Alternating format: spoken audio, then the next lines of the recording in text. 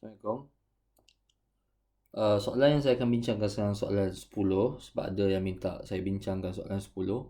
So, nampaknya saya rasa kamu minta saya bincang soalan 10 ni disebabkan ini merupakan soalan konseptual yang mungkin kita tak jumpa dalam nota kuliah ataupun dalam nota kuliah unit fizik.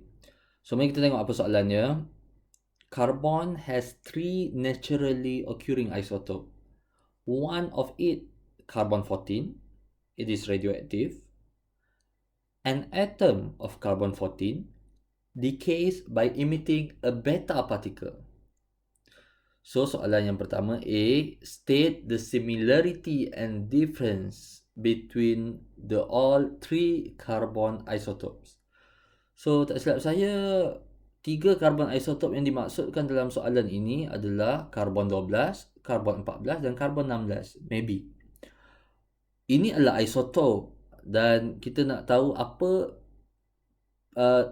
persamaan dan perbezaan di antara isotop. Dalam erti kata lain, sebenarnya kalau kita nak rujuk nota, kita rujuk definisi isotop. So apa dia isotop? Isotop mempunyai persamaan dari segi number of proton dan berbeza number of neutron. Sebagai contoh, kalau karbon 14 C14 6, manakala karbon 12 kita tulis simbol dia C12 6.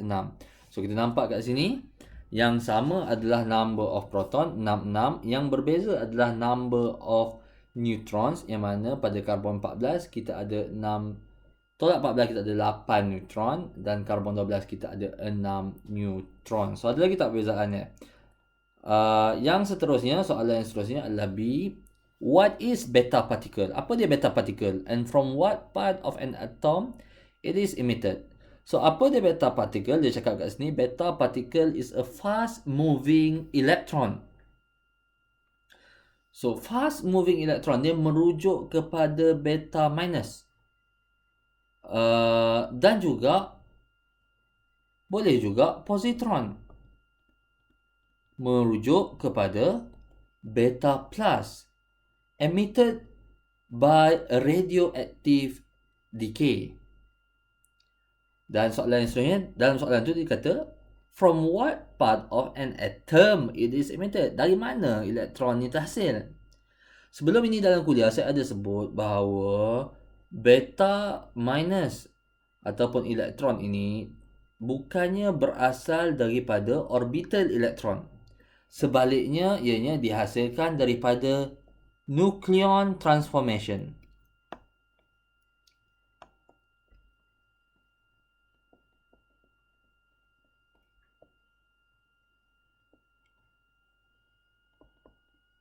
Apa dia nucleon transformation? Yang ini dari kes beta minus, dia dihasilkan daripada neutron. Okey, dalam kes beta minus kita kata neutron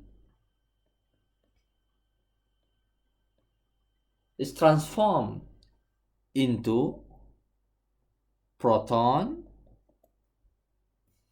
and elektron E kosong negatif 1. So baru jadi sama. So elektron yang dihasilkan dalam nucleon transformation ini adalah beta minus decay. Manakala bagi kes beta plus decay, okay, so bagi kes beta plus, saya tulis kat sini, proton berubah kepada neutron dan juga positron E01.